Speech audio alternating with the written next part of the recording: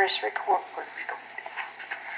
Okay, now this is Messenger, and I'm going to show you how that you clean a car after it's been run. I've run this one already, and I've already got this stuff done, but I'll show you how it's done anyway. This is a Raze buggy, and it's got a Super Tiger 0.27 motor.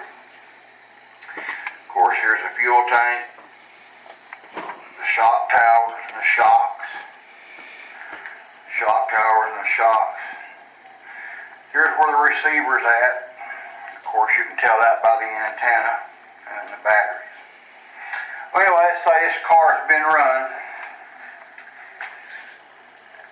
and gotten dirty. Here's the bottom of it. You see, it's a real pretty blue anodized, but it's got scratches on it where it's been jumping off the stuff, but that happens. And the easiest thing to do that I have found to clean this, there's a lot of ways to do it, but the easiest that I have found and the quickest is, you see, this is my Campbell Hosfield watch it here, my air compressor. Yes, my air compressor. And this is $100 all day long at Lowe's. And it's got the two little tanks. It's perfect just for this. But once you get done with running your buggy, you have to charge this up. If I had this thing on, you wouldn't be able to hear this. But anyway, you can take it and blow it out like so. And get over here, make sure you get all the stuff off your fuel tank. And I'm hopefully going to not let this air compressor come on, or it'll be forever before you'll be able to hear me again. And with that, you always take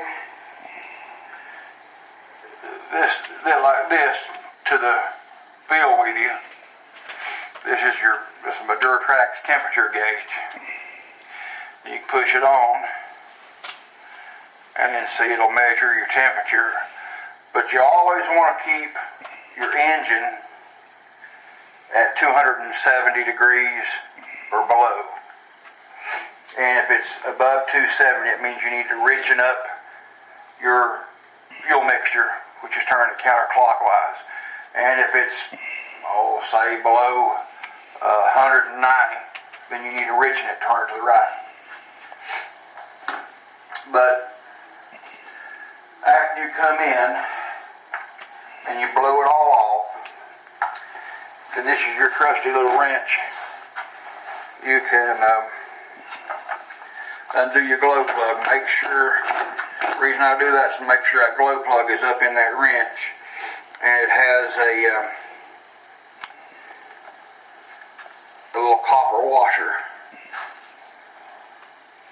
And I think this one, you see, it got left down in here. So before it's put back in there, then we'll have to make sure that's on there. But, and here it is. Let me see if I can peel it out here, so you can see what I'm talking about. Well, there's an easy way to do that. I'll just dump it in my hand. And there that washer is. That washer needs to be on the end of your glow plug, because if it's not, then your compression won't be what it's supposed to be. It'll still run, of course, but the compression won't be. But anyway, after you get that out, I don't know if you can see down in here or not. See if I can brighten it up down in here a little bit. Or better yet, I got a better yet thing to do here. You can see down in there now, see that hole You want to try to get this at the bottom, where the piston is at the bottom. And as you can see, if you move your flywheel here, then it'll go up and down. See? But you want to try to get that all the way to the bottom, which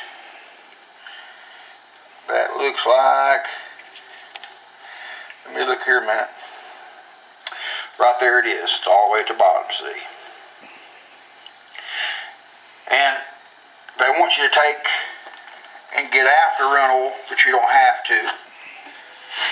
After-run oil can get expensive.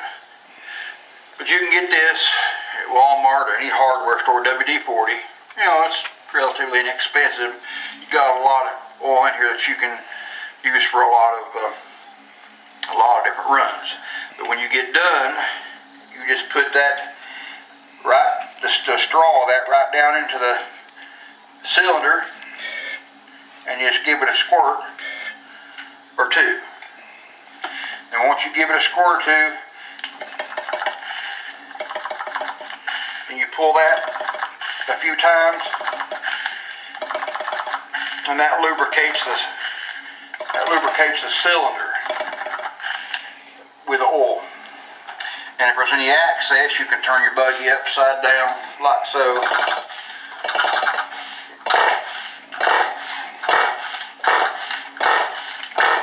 And it'll take off the access. And what I do is always, after I run it through there, I try to put my cylinder top dead center, because everything is lubricated now.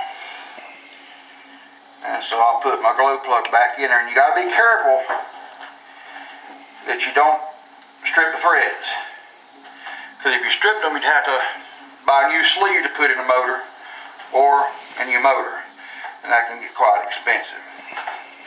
Once you get the glow plug in all the way to the bottom, which there it is, and you just snug it up. You don't have to put no pressure on it. You're not in a contest here. And you remove your air filter. Okay, what I'm going to do now is I'm going to pause for YouTube so this can be uploaded, and then I'll show you the rest of it. That's why I'm having to show you this off with a computer. It's because I didn't do it the first time, and I'm having to edit it this way. See you back in a few minutes. If I can get this thing stopped.